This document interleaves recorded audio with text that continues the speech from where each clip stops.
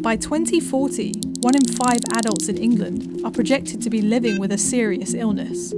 And while most couples do find ways to support each other through life-changing illness, it can lead to divorce and separation. He said, I no longer want a life with a wife who is disabled. In this film, I want to understand how illness affects relationships, whether men and women react to illness differently, and how friends, family, and professionals can help. Well, I think you're devastated at first. Your mind starts racing. The initial thought is, when are you going to die?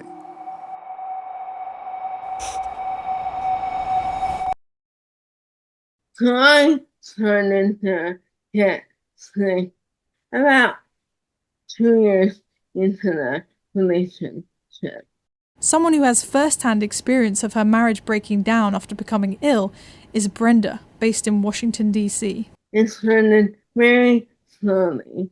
I used to be a runner, and I noticed that my running was not, I couldn't run as quickly as I had been, and then I couldn't run. Brenda has primary lateral sclerosis, a rare form of motor neuron disease that affects mobility and speech. In PLS, nerve cells in the brain that control movement slowly break down and stop working. This causes a weakness in the muscles that control the legs, arms, and tongue. Unlike most forms of motor neuron disease, PLS is not thought to shorten life expectancy. Suddenly finding yourself with a disability that I guess you're not expecting to have. I mean, what was that like? Terrifying. It's more expected when you're, facing over. No one expects a 30-year-old to have a serious illness. Wanna talk because your speech is changing and more. Brenda had already started to get sick when her ex proposed. She says that she had had reservations about getting married, as she didn't want to become a burden on him.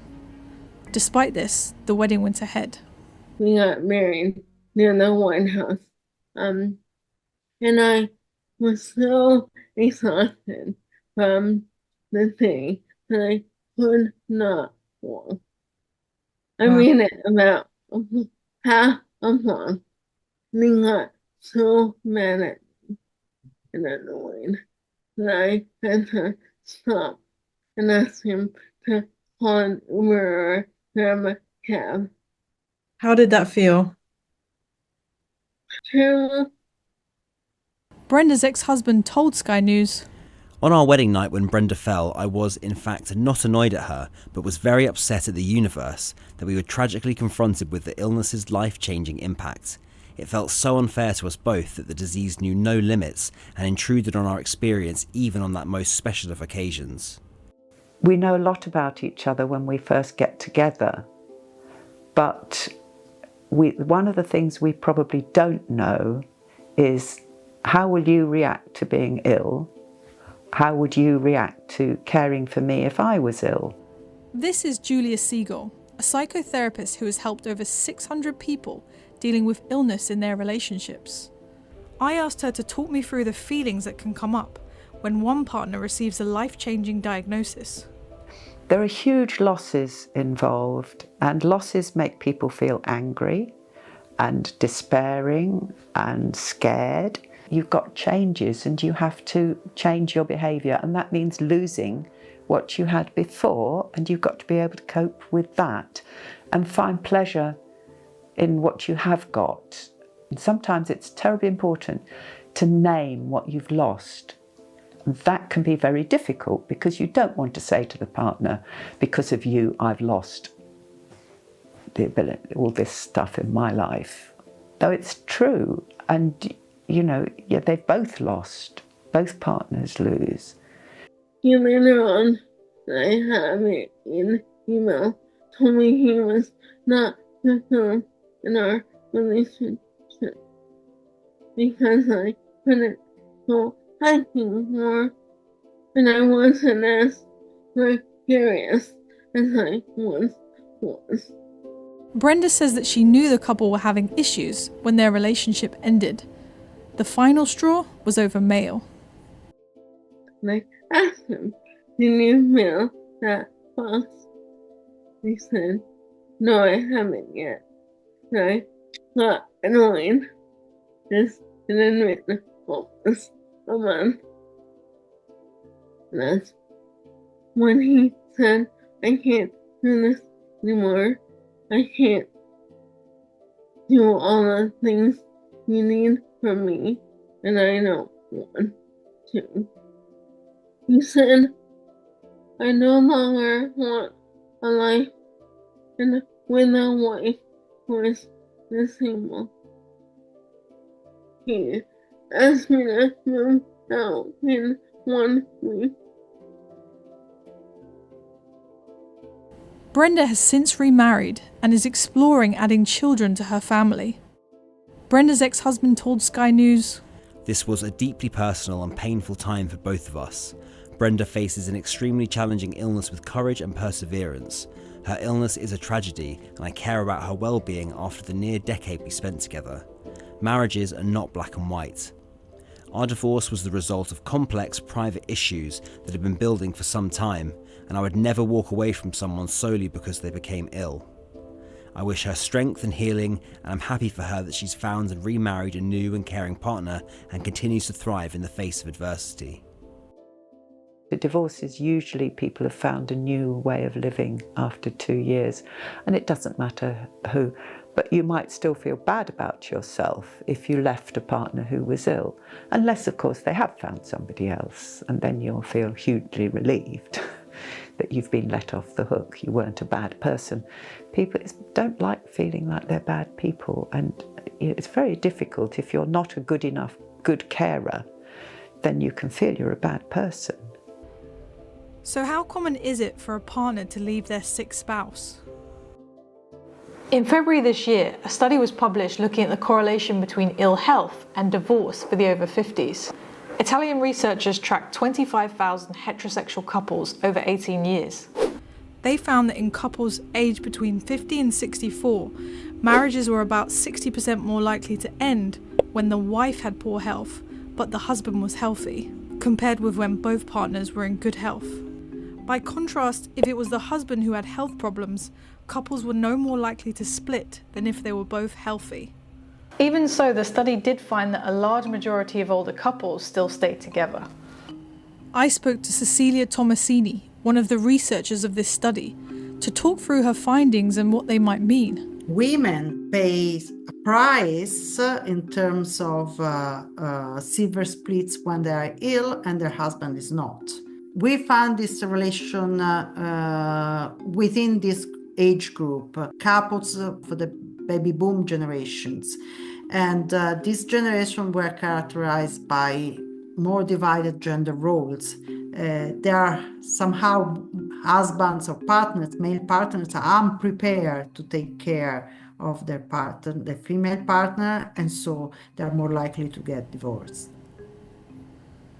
Another study from 2009, published in the journal Cancer, found women who had a diagnosis of cancer or multiple sclerosis 6 times more likely to become separated or divorced as men with similar health problems. I put this research to a nurse, including the latest data from this year, to see if she has witnessed any difference in the way men and women react to illness. She's asked to remain anonymous, but is happy for our chat to be published. What do you think of the studies that show men are more likely than women to leave their sick spouses? I have seen studies like that, and I do think they are accurate. I work as a nurse and I've seen it a lot firsthand. I see a lot more women ending up either in facilities or having their children to help care for them, versus most men staying in their own home and having their wives to step up to care for them. I also see women being much more informed and active in their own care, and men not being as informed, and their wives learning how to manage their diet and medication. Why do you think that is? In my opinion, it seems like the men aren't really able to handle it because they don't know how to process emotions like that. They're conditioned to be more stoic, so they don't really handle being an emotional support well. A lot of men also have weird feelings about roles and appearances and wouldn't be comfortable with a caretaker role or even seeing their partner in possibly gross situations. Julia, on the other hand, says she hasn't noticed a difference in the way men and women react to being carers. In your experience, you haven't seen any difference between... Have I seen any difference? I have seen devoted men, I have seen devoted women. I have seen horrible men and horrible women. I have known men devote their lives. I mean, I know one at the moment who is looking after a very disabled wife.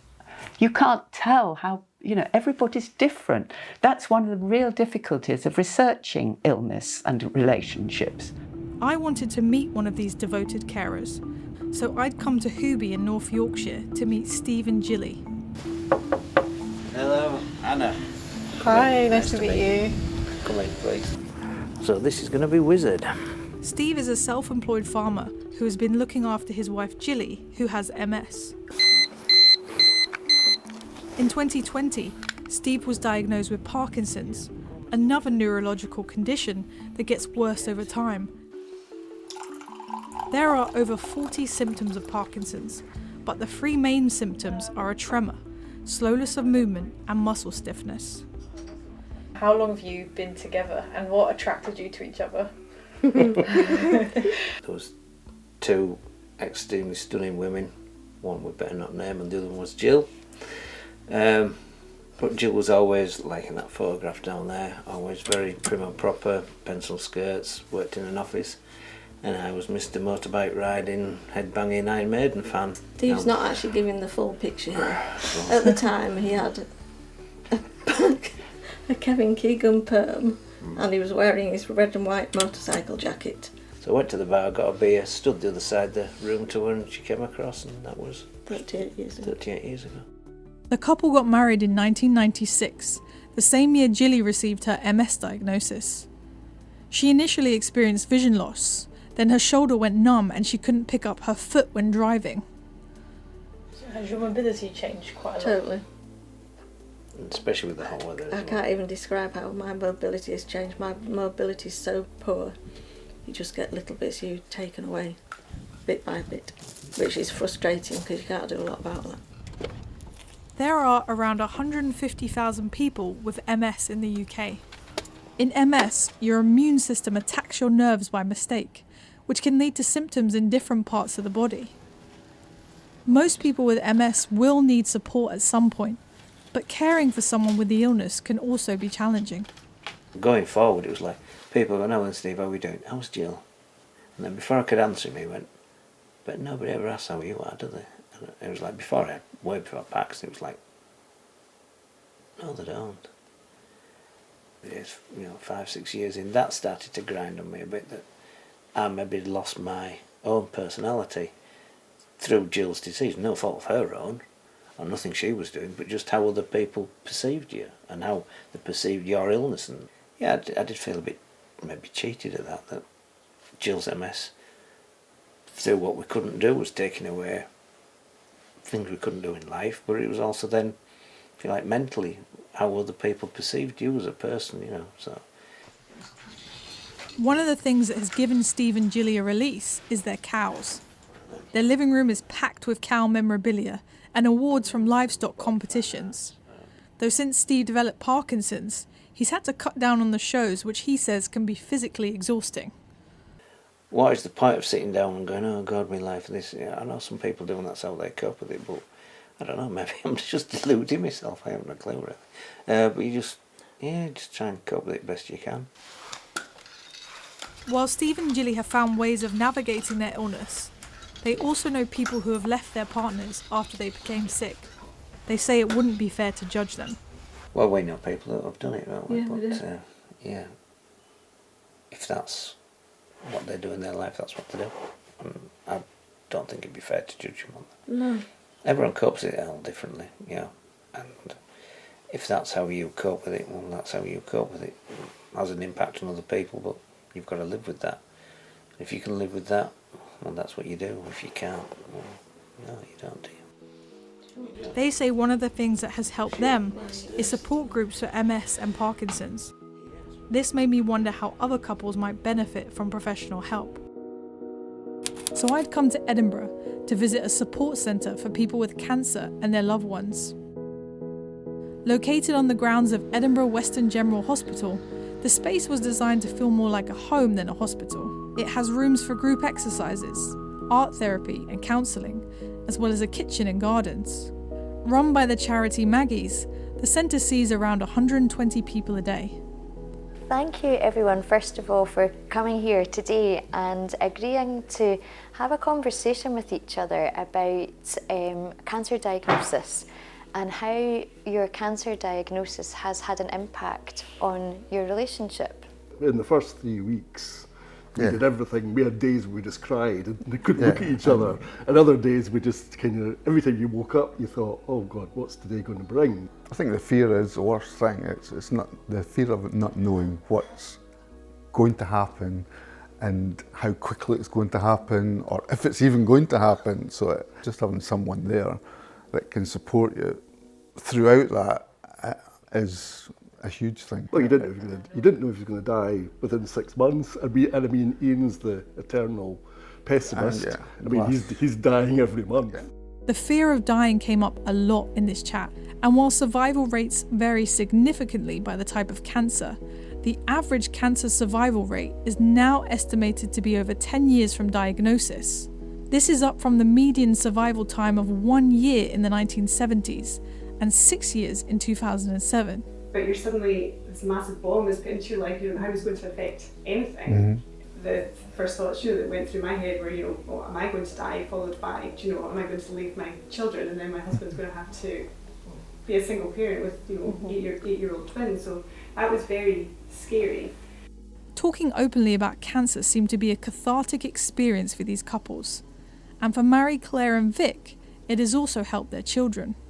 Having the Maggie's Kids Day, where they could go into the radiotherapy, they actually went into the same room that I had got radiotherapy, and our son was on the bed and things, so it's been good for them to be able to come and see, and for us to be able to talk about, and it's made them feel comfortable.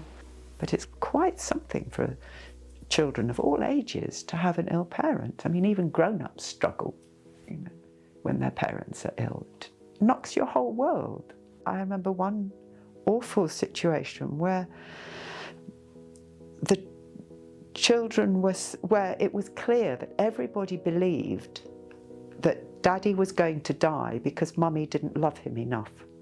So that's why I'm concerned about children. They come up with these, they work out things for themselves and they're wrong, and they need help to straighten them out.